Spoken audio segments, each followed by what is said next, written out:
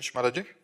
महाराज जी, आजकल कहीं-कहीं सुनने को मिलता है कि सत्य को अपनी सुविधा के अनुसार तोड़-मरोड़ कर बताया जाता है। हाँ, जब साधना नहीं है, भजन नहीं है, तो शास्त्रों के शब्द ऐसे समझ में आ जाएँगे क्या? मान लो अभी 10-12 की स्कूल की पढ़ाई पढ़ी और थोड़ा अगर मन आया तो व्याकरण पढ़ लिया, नहीं तो शास्त्रों का प्रवचन करने लगे, अर्थ की प्राप्ति के लिए, सम्मान की प्राप्ति के लिए, तो ऐसे ही समझ में आ जाएगा शास्त्र में जो लिखा है। तो फिर अपनी वासना की पूर्ति के लिए शब्दार्थ तो बदल ही देंगे, ना वो भावार्थ पकड़ पाएंगे, ना वो रहस्यार्थ पकड़ पाएंगे, क्योंकि उसके लिए भजन चाहिए। आप उपनिषदों में देखिए कि जैसे किसी उपनिषद के सूत्र को किसी ऋषि के द्वारा शिष्य को बताना है, तो बोले 12 वर्ष आप आश्रम में सोने लगाइए। अब वो 12 वर्ष ऋषि के आश्रम में रहा, ब्रह्मचर्य से, संयम से, नियम से, रोज त्रिकाल संध्या स्नान, 12 वर्ष बाद बता दिया तुम प्राण नहीं हो। अब वो चिंतन किया मैं प्राण नहीं, अब उसको अनुभव हुआ मैं प्राण नहीं हूं, क्योंकि 12 वर्ष की साधना है ना। अब साधना तो है नहीं अपनी वासनाओं की पूर्ति के लिए, अर्थ की पूर्ति के लिए, भोग नाम प्रतिष्ठा ये सब, तो वो शास्त्र के शब्दों का रहस्यार्थ क्या समझ पाएंगे, उनका भावार्थ क्या समझ पाएंगे। अब वो शास्त्र को तोड़ मरोड़ कर अपने अनुकूल बोलेंगे तभी तो उनकी चाहत पूरी होगी। तो ये तो निश्चित है, क्योंकि शास्त्रों का अर्थ केवल पढ़ने से थोड़ी आता है।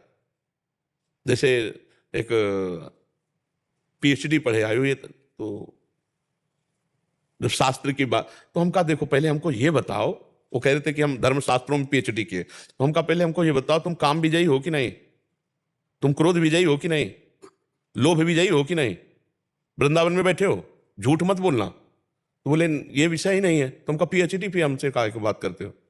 भाई धर्म के विषय को तभी जान सकते हो जब धर्मात्मा स्वयं आप बनो। धर्मात्मा पुरुष तितिक्षु होता है, सहनशील होता है, वो काम वेग को, क्रोध वेग को, मोह वेग को, मद वेग को जो सह सकता है वही, और सब इसमें परास्त होते हैं।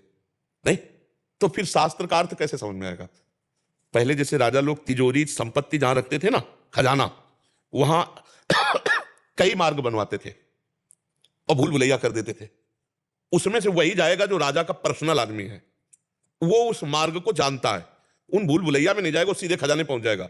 ऐसे शास्त्रों में ना ब्रह्म तत्व, भगवत प्रेम आदि खुला नहीं रखा है, घुमा के खजाने में ऐसे रखा है कि गुरु के द्वारा ही, जो गुरु सेवी है, भजनानंदी है, वही उस शब्दों के मार्ग से पहुंच पाएगा, उस तत्व में नहीं तो पहुंच पाएगा। आप कभी सुनते हो भागवत में एकादश स्कंद का कथा हो रही तो हमें बताना, कोई बिरला कहेगा एकादश स्कंद जो उद्धव जी को भगवान जाते समय उपदेश दे रहे हैं। L'Oreal Paris Extraordinary Oil Serum delivered in 10 minutes. रो इंस्टामार्ट कर रही हूँ, वांट एनीथिंग? वो एकादश स्कंद जो उद्धव जी को भगवान जाते समय उपदेश दे रहे हैं, खजाना रखा हुआ है, पर वहां जब स्वयं की पकड़ नहीं है तो फिर उसका प्रवचन कैसे होगा।